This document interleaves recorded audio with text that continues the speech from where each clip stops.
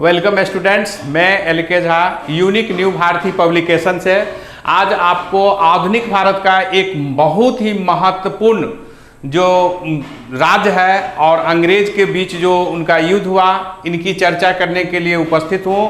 हम आपको उस राज्य की चर्चा कर रहे हैं, मैसूर राज्य, जिस राज्य में हैदर अली और टीपू सुल्तान जैसे सशक्त अंग्रेज के विरोधी जो है राजा हुए और जिन्होंने अंग्रेज से 4 युद्ध लड़े। हालांकि अंततः टीपू सुल्तान युद्ध में मारा जाएगा और मैसूर राज्य का इस प्रकार समापन होगा, विलय कर लिया जाएगा ब्रिटिश सरकार द्वारा। लेकिन इतिहास में, आधुनिक भारत के इतिहास में इस मैसूर राज्य और उनके अंग्रेज के साथ जो संघर्ष है वह बहुत ही चिर स्मरणीय है, जिस पर मैं चर्चा करने जा रहा हूँ। यहाँ से आपको बार बार प्रश्न भी पूछी जाती है कि मैसूर राज्य के संस्थापक कौन थे, मैसूर राज्य के संस्थापक कौन थे, अंग्रेज और मैसूर राज्य के साथ कौन कौन सा युद्ध हुआ, उस युद्ध का क्या क्या परिणाम हुआ, कौन कौन सी संधि हुई, उसमें अंग्रेज का नेतृत्व किसने किया, मैसूर का नेतृत्व किसने किया। इस तरह से बहुत सारे प्रश्न आपसे पूछी जाती है। इसके अतिरिक्त टीपू सुल्तान से भी अलग से कुछ प्रश्न पूछी जाती है, जो प्रश्न बहुत ही महत्वपूर्ण होता है। जैसे आपसे पूछी जाती है कि जैकोबिन क्लब के सदस्य बने। तो प्यारे दोस्तों, छात्र छात्राओं, आप ये बात जानते हैं कि जैकोबिन क्लब क्या है? नहीं जानते होंगे, तो हम इस पर चर्चा करेंगे। श्रीरंगपट्टनम में स्वतंत्रता का वृक्ष रोपण क्या, ये स्वतंत्रता का वृक्ष रोपण क्या होता है, इन सब बातों को हम जानने का प्रयास करेंगे। आधुनिक भारत के शासक, आधुनिक विचारधारा के शासक, आधुनिक भारत के प्रथम आधुनिक शासक के रूप में भी टीपू सुल्तान को जाना जाता है। तो इन सब बातों पर हम यहाँ विस्तृत रूप से जानने का प्रयास करेंगे। देखिए, जैसा कि मैसूर राज्य के बारे में पहले हमें कुछ समझना है कि मैसूर राज्य जो स्थापना हैदर अली द्वारा किया गया, उससे पहले वहाँ के शासक कौन थे, किस प्रकार की शासन व्यवस्था थी, फिर हैदर अली किस प्रकार शासन की, फिर उसके बाद आगे उनके पुत्र टीपू सुल्तान का शासन किस प्रकार रहा, और 4 अंगल मैसूर युद्ध है जिसको हम यहाँ, जैसा कि आप देख रहे हैं, 4 अंगल मैसूर युद्ध है। इनके बारे में हम आपको विस्तृत बताने का प्रयास करेंगे। मैसूर राज्य की स्थापना हैदर अली द्वारा किया गया। हैदर अली एक साधारण व्यक्ति जिनका जन्म एक साधारण परिवार में 1721 ईस्वी में हुआ था।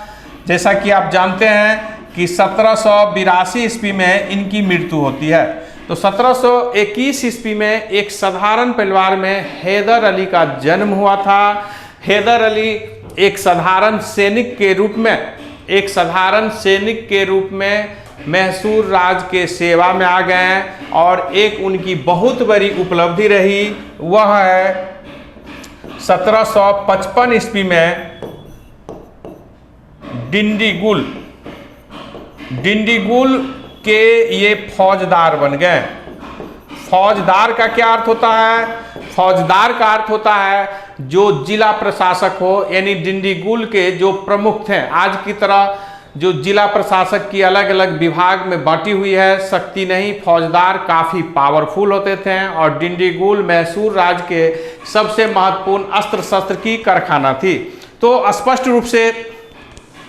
रूप से यह हो जाता है कि हैदर अली अपनी योग्यता के बल पर एक साधारण सैनिक से डिंडीगुल के फौजदार बन गए और देखते ही देखते इनकी शक्ति काफ़ी बढ़ गया और ये मैसूर राज्य के सेनापति बन गए।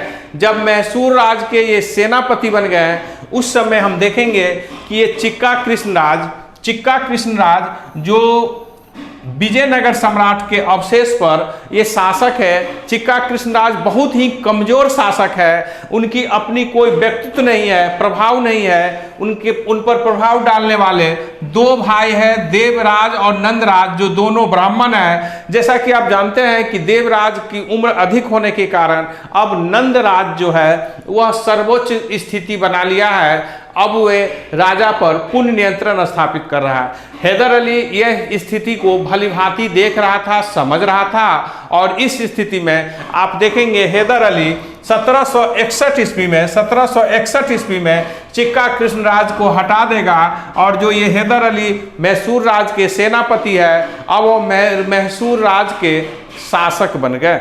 इस प्रकार जब आपसे मैसूर राज के संस्थापक पूछे तो मैसूर राज के संस्थापक हैदर अली, मैसूर राज के संस्थापक हैदर अली है। जैसा कि आप जानते हैं हैदर अली मैसूर राज को एक व्यवस्थित रूप देना चाहा, लेकिन जैसा कि हम जानते हैं कि मराठा शक्ति भले ही पानीपत के युद्ध में कमजोर हुआ हो फिर भी एक बहुत बड़ी शक्ति थी। तो आप देखेंगे कि मराठा ने मैसूर राज पर आक्रमण कर कुछ क्षेत्र और कर देने के लिए विवश किया।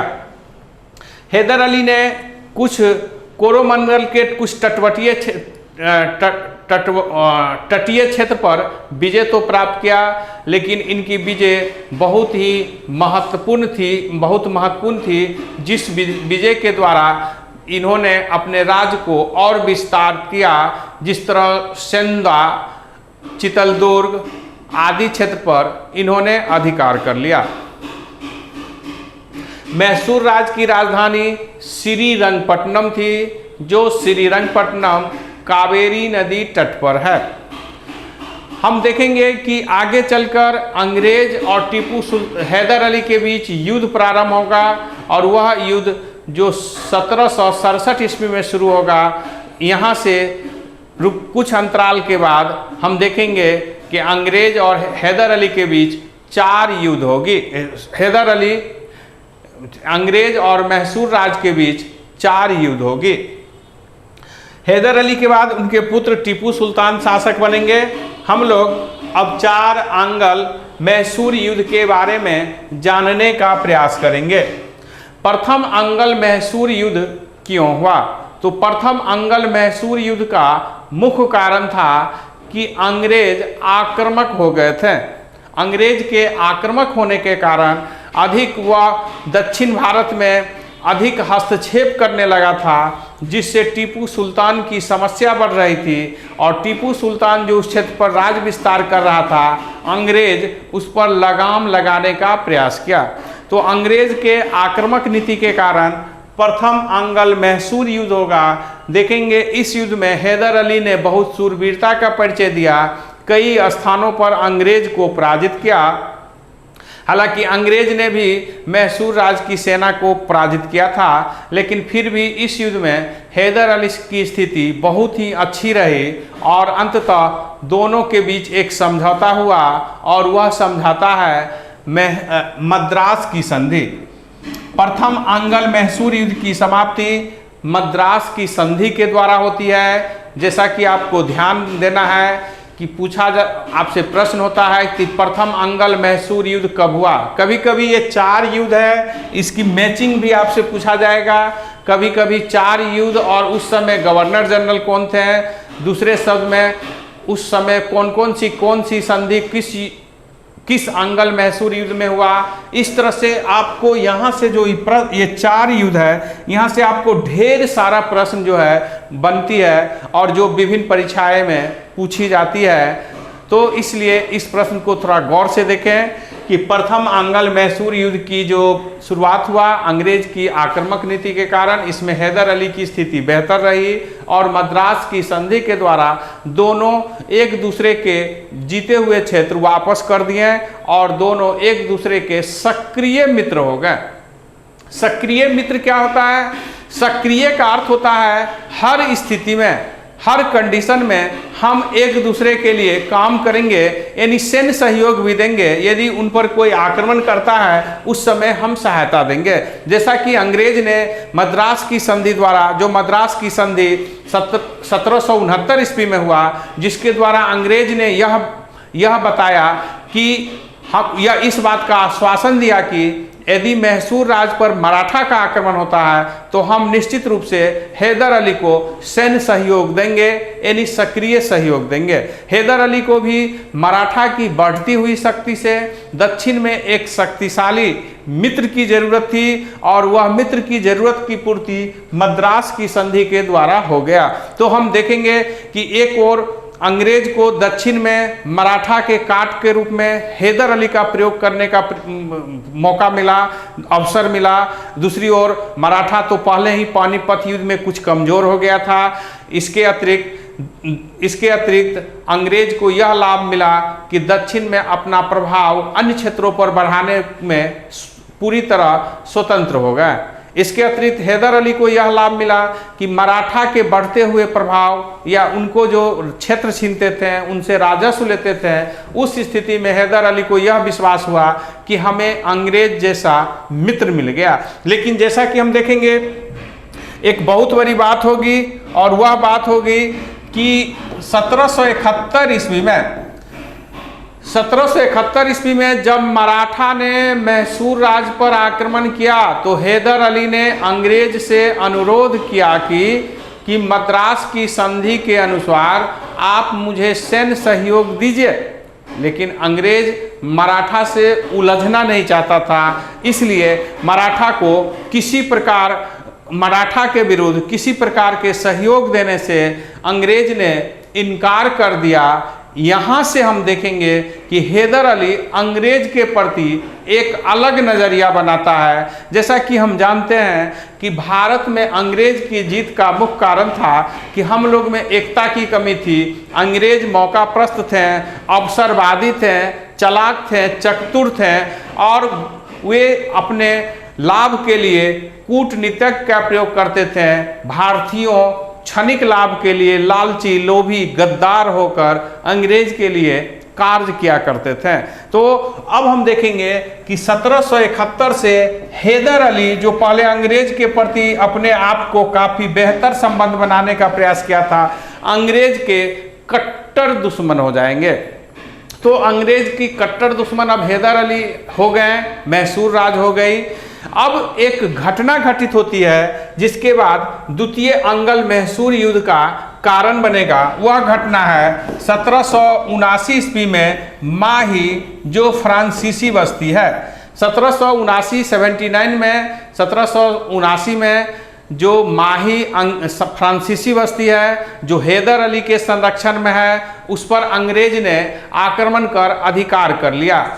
तो द्वितीय आपसे प्रश्न पूछी जाए कि द्वितीय अंगल मैसूर युद्ध का क्या कारण था, तो इसका कारण था कि 1779 ईस्वी में 79 ईस्वी में माही, जो फ्रांसीसी बस्ती थी, जो हैदर अली के संरक्षण में थी, जिस पर अंग्रेज ने आक्रमण कर दिया, अधिकार कर लिया। तो इस प्रकार हम देखेंगे कि द्वितीय अंगल मैसूर युद्ध माही पर अंग्रेज के विजय अभियान या आक्रमण करने के कारण हुआ।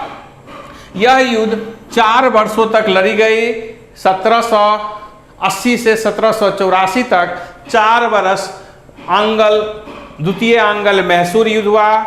इस युद्ध में हैदर अली कई बार अंग्रेज को तो पराजित जरूर किए, लेकिन हम देखेंगे कि हैदर अली की भी इसमें महत्वपूर्ण पराजय हुआ, जिसमें सबसे महत्वपूर्ण पराजय, जहां से आपको बार बार प्रश्न पूछी जाती है, वह है 1781 में पोर्टो नोवा। ये पोर्टो नोवा का युद्ध जो है, अंग्रेज कौन थे इसमें आपसे ये भी पूछी जाती है, सर आयर कुट। पोर्ट नोवा का युद्ध जो 1781 ईस्वी में हुआ, हैदर अली और सर आयर कुट के बीच। इस युद्ध में सर आयर कुट ने हैदर अली को बुरी तरह पराजित कर दिया। तो आप देखेंगे इस युद्ध से हैदर अली का प्रभाव देखेंगे कम हो जाता है। उनकी यह बहुत बड़ी जीत थी अंग्रेज के लिए। जैसा कि सर आयरकुट के बारे में आप जानते हैं कि बांडीवासा का युद्ध भी सर आयरकुट ने ही लड़ा है। तो सर आयरकुट की यह पोर्ट नोवा की विजय अंग्रेज के लिए बहुत लाभदायक रहा। हैदर अली की स्थिति कमजोर हुई, लेकिन हैदर अली पुनः अपनी स्थिति मजबूत कर अंग्रेज से युद्ध करते रहे। लेकिन अंततः 7 दिसंबर 1782 ईस्वी को हैदर अली की मृत्यु हो गई। 7 दिसंबर 1782 ईस्वी को हैदर अली की मृत्यु हो गई। हैदर अली की मृत्यु होने के बाद उनके पुत्र टीपू सुल्तान मैसूर का सुल्तान बना और उन्होंने युद्ध जारी रखा। जैसा कि आप जानते हैं कि टीपू सुल्तान अंग्रेज से भारी जो है स्तर पर युद्ध लड़ा, लेकिन अंततः टीपू सुल्तान की स्थिति कमज़ोर होने लगी, जिसके बाद हम देखेंगे कि दूसरी ओर अंग्रेज जो मराठा से अभी अभी युद्ध करके समापन किया था और वे चाहता था कि दक्षिण में मेरा कोई सशक्त विश्वासी मित्र हो। इस स्थिति में टीपू से अंग्रेज संधि करने के लिए बातचीत करने लगा और अंततः हम जैसा कि जानते हैं कि 1784 ईस्वी में मंगलौर, जिसको मंगलूर कहा जाता था, उस समय मंगलूर कहा जाता था, ये मंगलूर या मंगलोर एक ही बात होगी। मंगलूर की संधि 1784 ईस्वी में हुआ, जिसमें मद्रास के उस समय बहुत ही बड़े जो थे मार्कर और टीपू सुल्तान के बीच हुआ। इस संधि के द्वारा यह किया गया कि टीपू सुल्तान को बहुत सारा क्षेत्र जो है जो अंग्रेज ने जीता था वापस कर दिया। दोनों एक दूसरे के मित्र बन गए। दूसरे शब्द में इस युद्ध में टीपू की स्थिति तो कमज़ोर थी, अंग्रेज की स्थिति अच्छी थी, लेकिन मंगलोर की संधि लगभग बराबर स्तर की संधि थी। इससे अंग्रेज की बहुत बड़ी कारण माना जाता है कि उन्होंने ऐसा करना कुछ मजबूरी में किया। हालांकि लॉर्ड वारेन हेस्टिंग्स जो इस समय बंगाल के गवर्नर जनरल थे, उन्होंने इस संधि को बहुत बेहतर नहीं माना और वह माना कि मार्करफ ने बहुत बड़ा गलती कर दिया। इसकी आलोचना ब्रिटेन तक किया गया। यानी मंगलौर की संधि एक ऐसी संधि थी जिसमें जीत तो अंग्रेज की हुई थी, लेकिन इस संधि से यह लगता था जैसे कि अंग्रेज की इस संधि में हार हुई हो।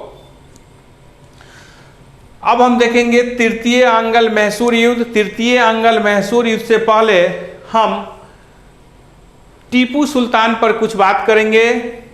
टीपू सुल्तान जो अपने पिता की मृत्यु के बाद 1782 में शासक बने और 1799 तक शासक रहे। टीपू सुल्तान भारत में अंग्रेज से युद्ध करते हुए रणभूमि में मरने वाले एकमात्र सुल्तान है, शासक हैं। टीपू अंग्रेज के सबसे कट्टर दुश्मन साबित हुए हैं। सबसे सशक्त मुकाबला टीपू ने अंग्रेज से किया। अंग्रेज को भारत से बाहर करने के लिए टीपू ने भारत के किसी राज्य से तो अधिक इंटरेस्ट नहीं लिया। भारत में संयुक्त परिसंघ राजाओं का नहीं बनाया। ये तो टीपू की बहुत बड़ी कमजोरी रही, लेकिन टीपू अंतर्राष्ट्रीय स्तर पर दूत भेजकर हैदर अली के जो कूटनीति थी उसी आधार पर टीपू आगे चलकर ब्रिटिश सरकार के विरुद्ध सशक्त संघर्ष करना चाहा और भारत से अंग्रेज को बाहर करने का जो है प्रण लिया था, दृढ़ संकल्प लिया था कि हम किसी भी हाल में भारत से अंग्रेज को बाहर करेंगे। हालांकि टीपू की एक बहुत बड़ी कमी यह रही कि टीपू ने इस युद्ध में सफलता के लिए अंतर्राष्ट्रीय प्रयास तो जरूर किया, लेकिन वे फ्रांसीसी पर अधिक निर्भर रहने का प्रयास किया, जबकि भारतीय राजाओं की अवहेलना की। यह भी टीपू की एक बहुत बड़ी कमजोरी मानी जाती है। यदि मराठा और टीपू मिलकर काम करते हैं, यदि हैदराबाद के निजाम को इसमें मिला लेते हैं, ये सब मिलकर कार्य करते हैं, तो अंग्रेज के लिए खतरा उत्पन्न हो सकती थी। ऐसा करने में टीपू असफल रहा। टीपू यह भलीभांति जानता था कि हम तब तक बेहतर नहीं हो सकते हैं, हम तब तक बेहतर नहीं हो सकते हैं जब तक हमारी आर्थिक स्थिति मजबूत नहीं हो, हमारी रहन सहन, सैन्य संगठन, हर क्षेत्रों में आधुनिकता न आवे।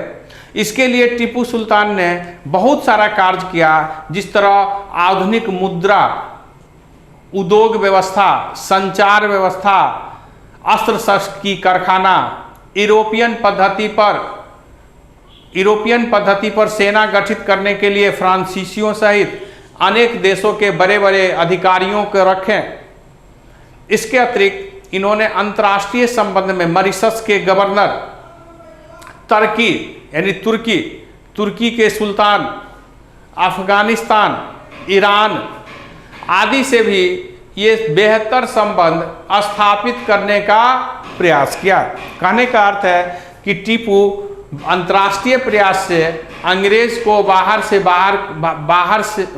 से बाहर करने का प्रयास किया। दूसरी ओर टीपू में एक बहुत बड़ी बात आई कि वह फ्रांस की क्रांति से प्रभावित होते हैं। टीपू फ्रांस की क्रांति से प्रभावित होते हैं और जैकोबिन जो फ्रांस में गणतंत्र, फ्रांस क्रांति के बाद स्थापित हुआ, आतंक राज स्थापित हुआ, वह जैकोबिन क्लब के सदस्य थे जो नेतृत्व आतंक राज का किया, गणतंत्र का किया था। तो जैकोबिन क्लब के सदस्य बने, स्वतंत्रता के वृक्ष श्रीरंगपट्टनम में रोप दिए, यानी श्रीरंगपट्टनम में वह स्वतंत्रता के प्रतीक के रूप में वृक्ष का रोपण किए कि हम जब रहें स्वतंत्र रहें। तो इन गतिविधियों से अब देखिएगा कि तृतीय आंग्ल मैसूर युद्ध का शुरुआत होगा। तृतीय आंग्ल मैसूर युद्ध का कारण बन गया कि टीपू की बढ़ती हुई गतिविधियां से लॉर्ड कॉर्नवालिस काफ़ी चिंतित होने लगे और तंजौर जो केरल में है, तंजौर के राजा के प्रश्न पर दोनों में भारी मतभेद हो गया और अंततः यह युद्ध का कारण बन गया। तृतीय आंग्ल मैसूर युद्ध जो 1790 से 92 के बीच लड़ा गया, यह युद्ध कितनी महत्वपूर्ण है आप इस बात से अंदाज लगा सकते हैं कि इस युद्ध में अंग्रेज का नेतृत्व स्वयं लॉर्ड कॉर्नवालिस ने किया। इस युद्ध में अंग्रेज का नेतृत्व स्वयं लॉर्ड कॉर्नवालिस ने किया और यह युद्ध बहुत ही महत्वपूर्ण युद्ध थी। लेकिन इस युद्ध में हम देखेंगे कि अंग्रेज की स्थिति बहुत ही बेहतर हो जाएगी, टीपू की बार बार पराजय होगी और अंततः एक संधि होगी जिसका नाम है श्रीरंगपट्टनम की संधि। श्रीरंगपट्टनम की संधि के द्वारा जो बहुत बड़ी बात हुई कि टीपू का आधा राज ले लिया गया। टीपू से 3 करोड़ रुपया का अलग से क्षतिपूर्ति, एक तो आधा राज ले लिया गया, दूसरा क्षतिपूर्ति के रूप में इन पर 3 करोड़ रुपया जुर्माना लगाया गया और जब तक ये जुर्माना नहीं दे पाएंगे इनके 2 पुत्र को इसके एवज में बंधक बनाकर जमानत के रूप में रखा गया। तो आप देखेंगे कि तृतीय आंग्ल मैसूर युद्ध बहुत ही टीपू के लिए घातक रहा और अंग्रेज के लिए बहुत ही लाभदायक रहा। इससे टीपू की आधा राज चली गई जहां राजस्व की भारी क्षति हुई। दूसरी ओर टीपू को 3 करोड़ अलग से रुपया देने के लिए विवश किया गया। अब अंग्रेज तृतीय आंग्ल मैसूर युद्ध के बाद जो टीपू की स्थिति कमजोर कर दिया था, इनको हैदर अली और मराठा को कुछ क्षेत्र देकर इनको संतुष्ट करने का प्रयास किया।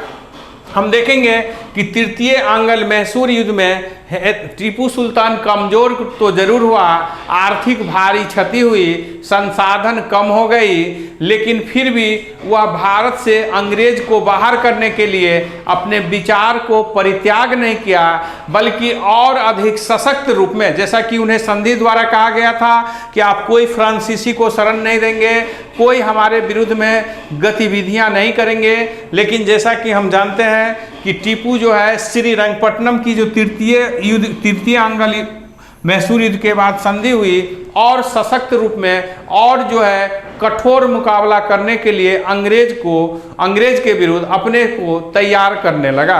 अब टीपू पुनः जो है मॉरिशस, तुर्की, ईरान, फ्रांस जाकर दूत भेजकर अपनी विचार को रखा। वे भारत से अंग्रेज को बाहर करने का प्रयास किया, लेकिन यह प्रयास उनकी सफल तो नहीं हुई। लेकिन यह मानना पड़ेगा कि टीपू यह भलीभांति समझ गया था कि यदि हमारा कोई कट्टर दुश्मन है तो वह अंग्रेज है, ना कि हमारे देसी राजाएं हैं।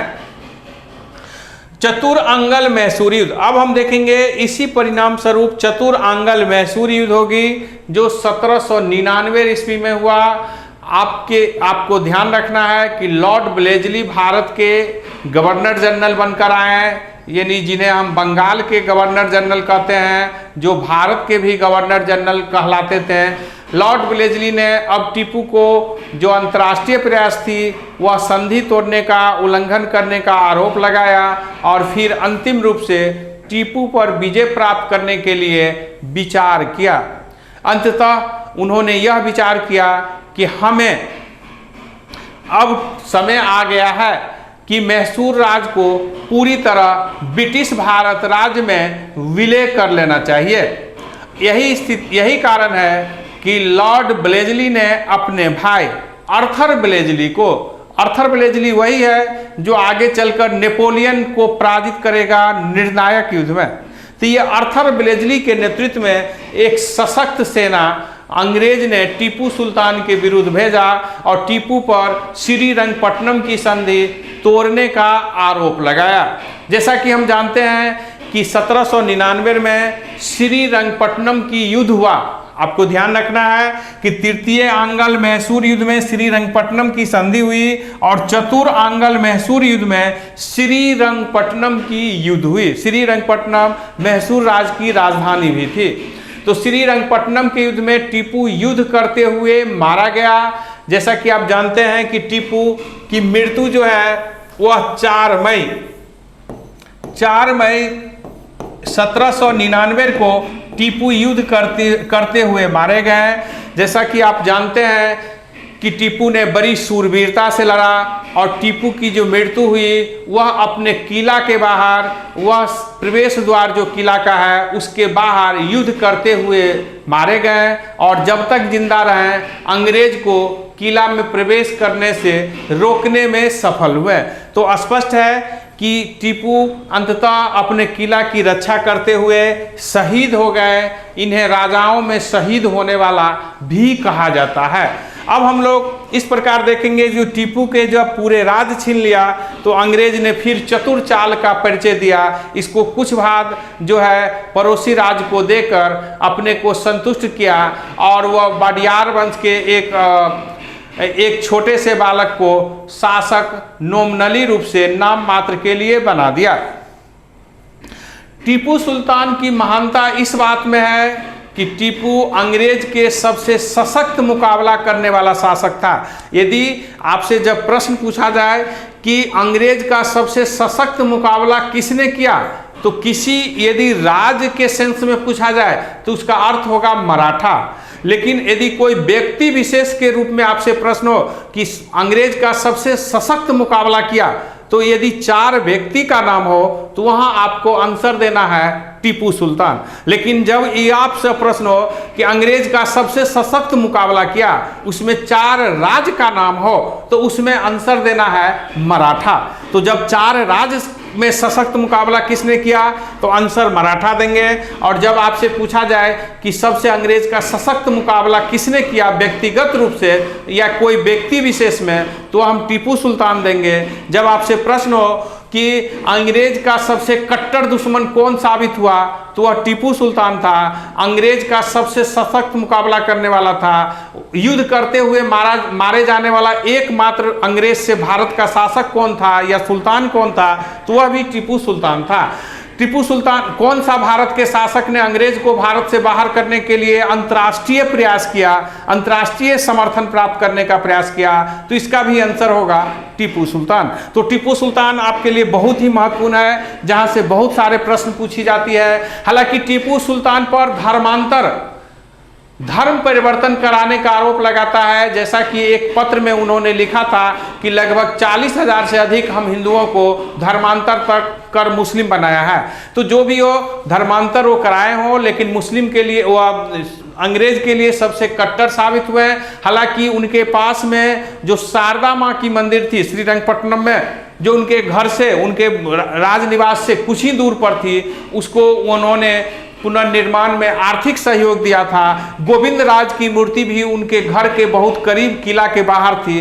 तो इससे यह नहीं लगता है कि टीपू ने बहुत ही कट्टरता दिखाया हो, क्योंकि जब बहुत कट्टरता दिखाता तो अपने किला से बाहर शारदा माँ या गोविंद राज की मूर्ति या मंदिर को नहीं रहने देता, दूसरा उसको बनाने में आर्थिक सहयोग नहीं देता।